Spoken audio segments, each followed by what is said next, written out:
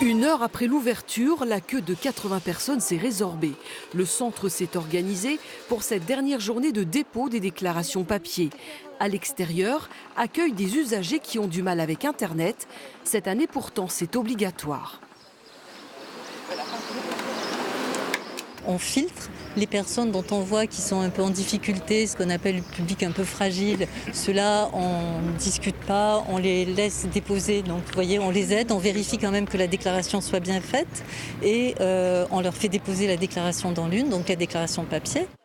Les plus à l'aise sont dirigés vers le centre.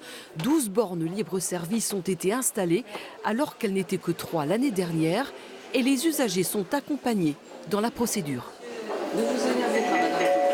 D'habitude, je fais par papier, mais là, comme j'ai eu mes mots de passe qui sont à jour, donc je le fais directement.